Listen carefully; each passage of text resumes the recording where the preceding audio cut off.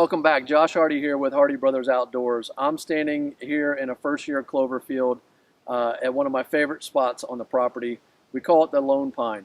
It's middle of December. Things are looking really green here. I want to talk to you about how we transitioned from this overgrown field that hadn't been touched for a number of years into what's turned out to be a great first-year clover plot. Before we do that, let's see how we got here.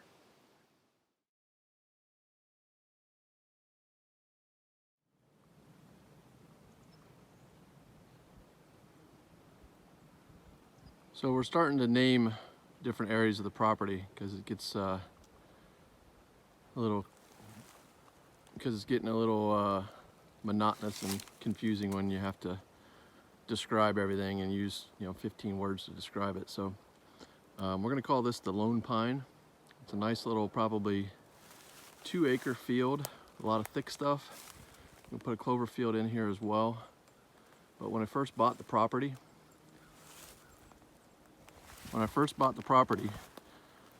from sitting across the ravine on the other side, I watched 4 big mature bucks congregating underneath this pine. And there's a real nice crossing path under it as well. So they come out of the pines on this side. I've got a pine thicket over on the other side. And everything else is surrounded with hardwoods, plenty of oaks, plenty to eat out here in the field. We did a select cut recently, so we're getting a lot of raspberries growing up on the sides and a lot of thicket starting to fill in. So we're going to cut in a clover plot here. I'm going to go get the tractor set up and hit this so that we can come back and hit it with glyphosate in a few weeks when things start to green up, and then be ready to plant.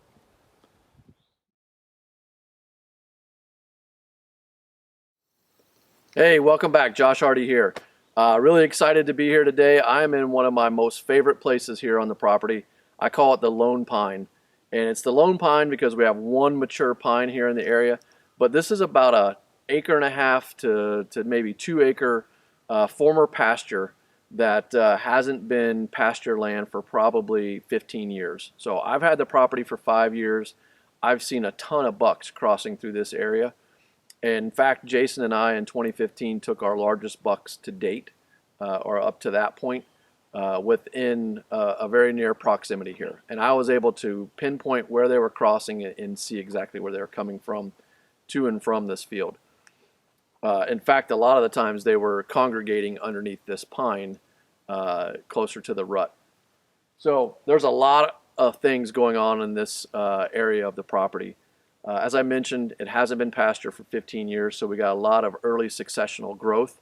And I'm going to ask you a few questions here for some tips and advice. Right now, we're letting it grow up. I guess about 4 years ago, we did select cut timbering, and some of the byproduct of that was releasing a lot of the edges and creating more sunlight. We've got some edge feathering from the treetops that is just full of blackberry bushes. We've got a ton of black raspberry bushes in here. The dogwoods are everywhere. In the middle of the field up there, I've got a beautiful crabapple tree that's got an amazing amount of blooms on it this year. We're going to put a cage around that thing because the deer love to rub on that tree. So I guess it was about 2 years ago we came in here and we brush hogged a large portion of it. Tried to plant some food plot seed, didn't have a lot of luck, let it grow back up. This year I've come in and Jason and I have brush hogged a smaller portion of it, so we're going to leave more cover, but also create a nice clover plot in here and leverage a lot of the natural browse and thick cover that's in here. In addition to this, this is part of my equip program. I've been out here clearing autumn olive, and there's still a ton of it around the edges. So a lot of work to still be done, but by taking that down, we're also creating more opportunities for edge feathering and cover, but also releasing more of that early successional growth. So as we go through here, I'm going to show you some footage, aerial footage of the overall area, but also some up close of some of the plants that we have. And one of the questions that I have for you guys, based on your experience, is it a good idea to let all this woody stuff grow up, or should I consider coming back in and mowing it back down? So we're not sure, but I have a feeling that this year, this area, the Lone Pine, is going to be a hot spot.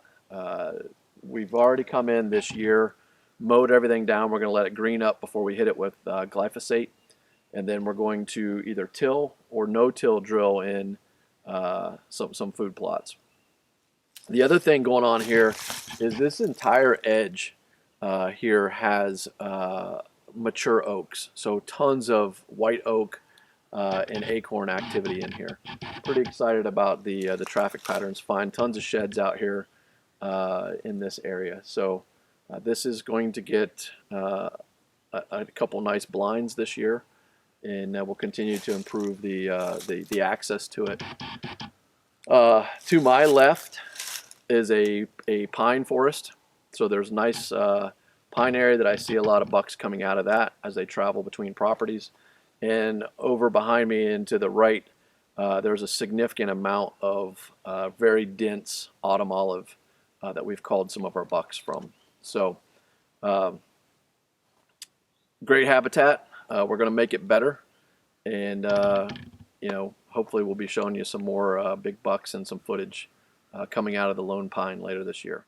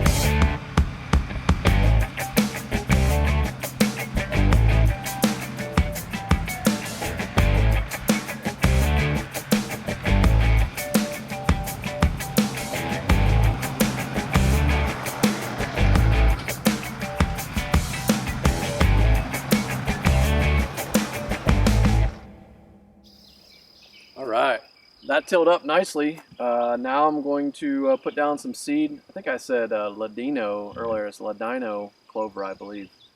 But we're going to use the Solo spreader. Pretty happy with this spreader. Let me show it here real quick. Jason's been using a number of bag spreaders. A cheap one from Tractor Supply. Now he's got I think it's called Earthworks, which seems to be a little bit better. I think he continued to wear out the gears on the cheap ones. So this is one that I picked up. I really like it. It's relatively comfortable, holds a good quantity, and just based on the shape, all the seed flow happens a lot easier than having to keep shifting the bag around. So we're going to put down some clover and then go get the cultipacker. The last time I had the cultipacker and tried to bring it here, I ended up getting stuck jackknifing and breaking the 4x4 that holds the cultipacker. Worst case scenario, I've got a roller. I'll bring it, and it's clover. Doesn't necessarily need to be packed, but you know, we're getting a lot of rain lately, and I figure might as well pack it down if I can, and if I can't, then we'll skip that step. So on to spreading seed.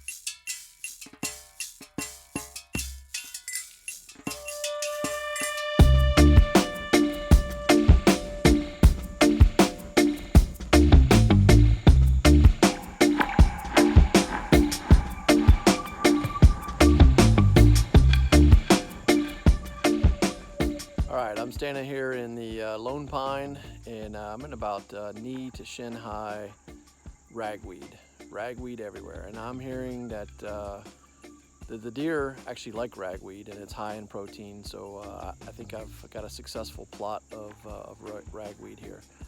We planted clover kind of late in the spring, and there's clover coming in, but it's definitely buried in this ragweed. So some signs of browse in here. You can see on the tractor tires how deep this is. But I think I'm gonna mow it down today and see if we can't give that clover a fighting chance here for the fall.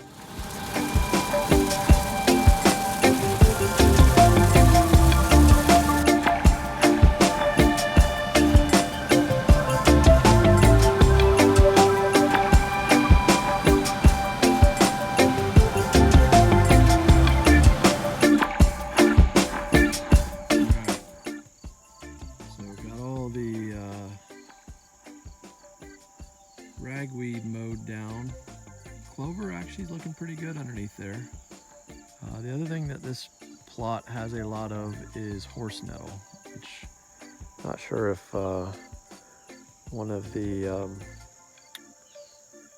particular types of herbicide will take care of some of those broadleafs without harming the clover. I think the clethodim is for the grasses, which there's some grasses in here too. But overall, for the time of year that we planted, pretty happy to see, one, that the ragweed is prominent, so we'll have plenty of things browsing the ragweed. And we had some areas that were browsed pretty good, and other areas that it was knee-high or higher. But yeah, we got a fair bit of clover coming in through. So hopefully now, maybe with some rain, it'll come back.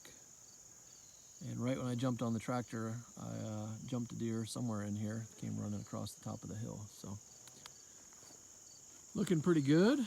It'll be the first time hunting actually up on the hill here. Well, I hunted it for gun season last year for a day, but we didn't have any kind of plot or anything in here, so we'll see how this turns out over the next couple weeks and what we might need to do to it.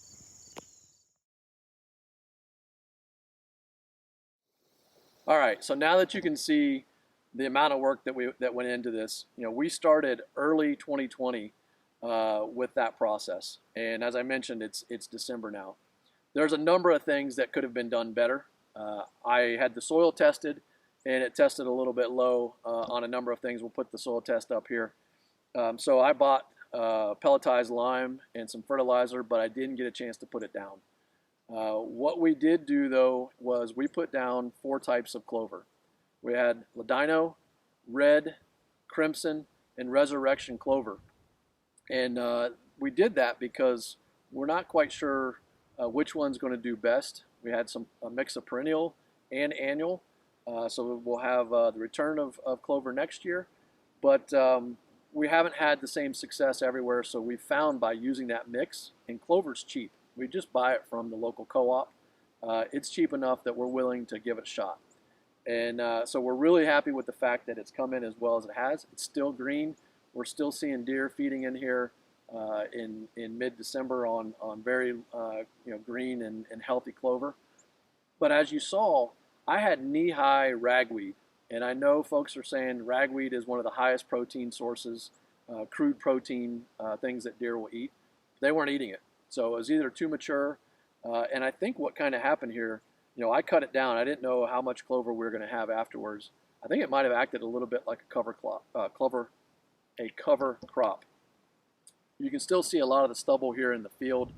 And so what we're going to do next is get started with putting down that pelletized lime so that come March, we'll have a little bit better uptake of the nutrients when we start to frost seed with clover.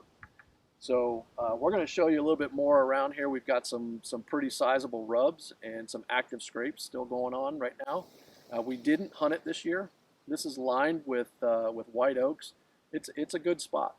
We're going to put some stands here. We're going to start watching a little bit closer what's going on around here.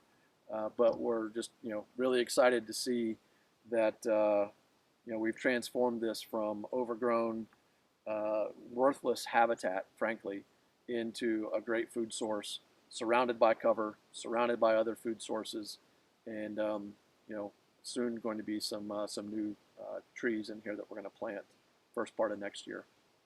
So, oh yeah, one last thing. Check out up behind me. I don't know if you can see this or not, but we have deer standing on the hill up behind us right now.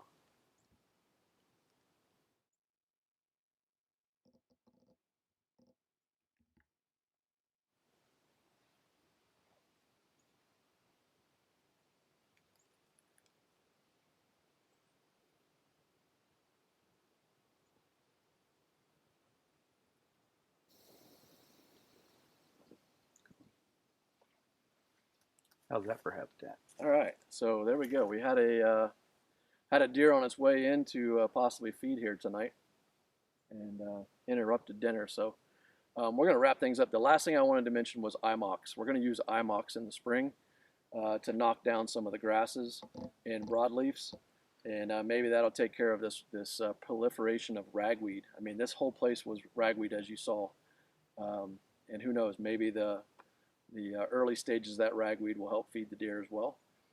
But we look forward to showing you an update in the future as we continue to bring this field up to a much better habitat here at the Lone Pine. Thanks a lot for watching. Check out our other videos. Check out our Habitat Oasis playlist. A lot more stuff that we're doing around this 150 acres to improve the quality of it for wildlife and leave it better than we found it. Hit that like, subscribe, and we'll see you next time.